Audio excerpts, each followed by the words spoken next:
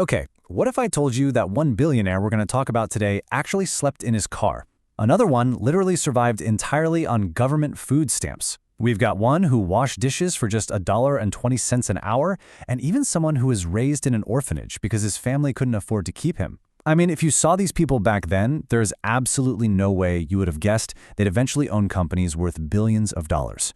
Welcome to this explainer, where we are going to unpack the true, gritty, and honestly unbelievable origin stories of some of the world's most successful self-made billionaires.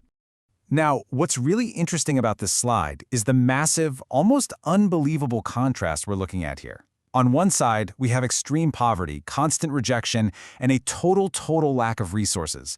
Like, some of these founders didn't even know where their next meal was coming from. And then, on the exact opposite side, we have world-dominating billion-dollar companies. But every single founder you're about to meet had one major thing in common. They were definitely not born with a billion-dollar bank account.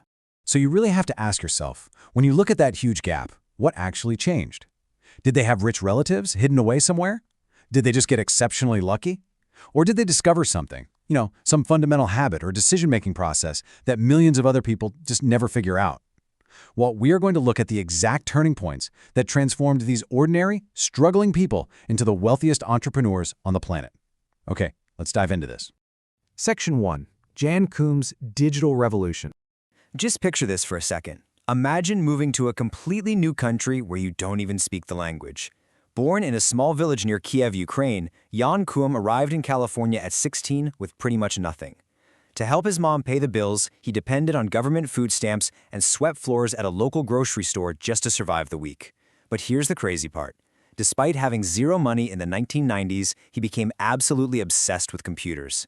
Instead of just chilling, watching TV, or getting distracted, he went to the local library, borrowed used books, and spent countless nights teaching himself computer networking. And you know what? That intense self-education eventually landed him a job as an infrastructure engineer at Yahoo. So jump forward to 2009. Jan noticed a massive, completely unsolved problem out there. People everywhere desperately needed a simple way to send messages without paying those ridiculously expensive text messaging fees to phone carriers.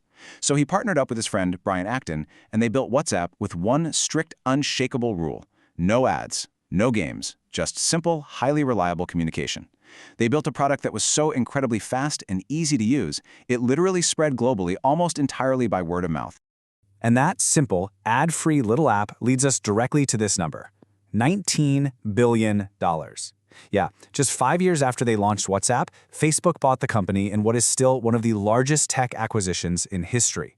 The teenage immigrant who once relied on food stamps and mopped grocery store floors just to survive, he became one of the world's wealthiest tech entrepreneurs.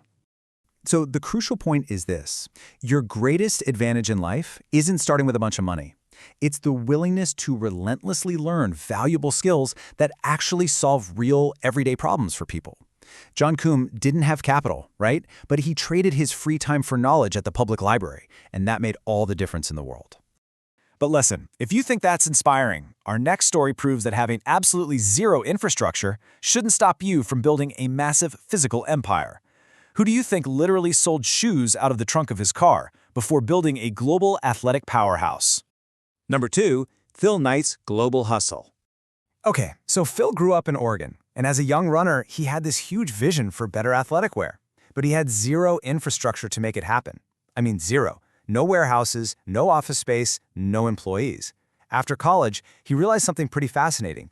Japanese manufacturers could produce high-quality running shoes for way less money than the dominant European brands of the time.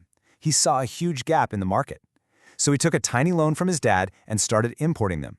But remember, he didn't have a single store. So he literally drove from track meet to track meet, shaking hands with athletes and selling these imported shoes straight out of the trunk of his car. The steps he took to build Nike are just a masterclass in gritty, scrappy innovation. Phil eventually partnered with his old track coach, Bill Bowerman, a guy who was totally obsessed with optimizing shoe design. Legend has it, one morning, Bowerman was looking for a way to create a better, lighter grip for runners. He went into his kitchen, grabbed his wife's waffle iron, and quite literally poured liquid rubber straight into it.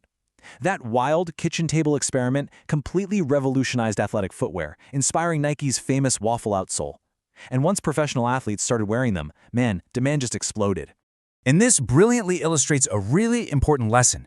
Many billion-dollar companies begin with just one customer at a time.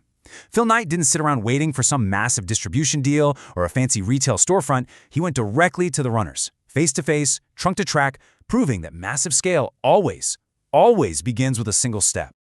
Now, we've seen immigrants and scrappy college grads, but what if your starting point was even more heartbreaking? What if you grew up in an orphanage with absolutely nothing to your name, but somehow went on to build a global luxury empire? Number 3. Leonardo Del Vecchio's vision. Leonardo never knew a single day of luxury growing up. Born in Milan, Italy, his father tragically passed away before he was even born. And because his mother simply could not afford to raise all her kids, Leonardo was sent away to live in an orphanage. By the time he was a teenager, he had to work in a factory making tiny metal parts just to survive. During this time, he suffered a pretty devastating factory accident that severely injured his hand. Now, for a lot of people, that would be the moment you throw in the towel, right? But Leonardo did the exact opposite. He leaned in and relentlessly learned the art of precision manufacturing. By 1961, he had saved up just enough to open a tiny, humble workshop of his very own. He built his empire with this incredibly smart sequence. His tiny workshop started out just making individual eyeglass components for other companies. But once he completely mastered that process, he realized, hey, I can take the next step and manufacture the whole pair of glasses myself. So he founded a company called Luxottica. From there, the expansion was just pure momentum. Luxottica grew so dominant because of its quality that it began scooping up famous eyewear brands left and right, eventually producing glasses for practically all of the world's leading fashion labels. The lesson here is so profound. Mastering one practical skill can open the door to extraordinary opportunities. Leonardo didn't start out trying to conquer the luxury fashion world. He started by mastering the absolute precision manufacturing of tiny metal components. That deep, practical mastery, that became the unstoppable foundation for his billions. Let's move to and see how this builds into our final and honestly, perhaps most incredible story. Who dropped out of school at just 15 years old, worked grueling manual labor, and yet rose to become Asia's wealthiest entrepreneur? Number 4. Li Ka-shing's lifelong learning. Born in China, his childhood was violently turned upside down by World War II, forcing his family to flee to Hong Kong in total desperation. Shortly after they arrived, tragedy struck when his father passed away from a severe illness. So, at just 15 years old, Li was forced to leave school behind and become the sole provider for his family. To survive, he was working up to 16 hours a day in a plastics factory. But pay attention to what he did with his very limited free time. While the other workers went home to sleep after those exhausting 16-hour shifts, Li stayed awake, devouring business books and closely observing exactly how manufacturing companies actually operated. By age 22, he had learned enough to found his own small plastic flower manufacturing company. That completely self-taught business sense allowed him to produce plastic flowers that were not only super affordable but incredibly high quality, meaning he could export them all over the world. And instead of just sitting on his new wealth, he strategically reinvested those plastics profits straight into real estate. Over the decades, that strategy totally snowballed, building a vast global empire that spans telecommunications, retail, ports, and energy. Li Ka-shing's story leaves us with this huge takeaway. Education doesn't only happen in a classroom. Lifelong learning can be just as powerful, if not way more so. His late-night reading and relentless observation, that was his real education, and it literally catapulted him from a 15-year-old factory worker to a global business magnate. Bringing all four of these phenomenal stories together, the ultimate success secret isn't really a secret at all. It's a blueprint. Whether it's John Kuhn learning computer networking at the library, Phil Knight selling one pair of shoes at a time from his trunk, Leonardo Del Vecchio mastering metalwork despite an injury, or Li Ka-shing reading business books after a crazy 16-hour shift, the pattern is completely undeniable. They didn't rely on luck. They definitely didn't rely on inherited wealth. They committed themselves to learning valuable skills, starting incredibly small, mastering practical abilities, and adopting a rock-solid mindset of lifelong learning.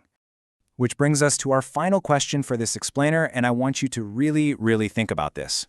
What will your starting point look like in 10 years? All of these billionaires started with rejection, poverty, and just immense obstacles, but they absolutely refused to let their current circumstances decide their future. You've seen the blueprint today. The only question left is, how are you going to use it?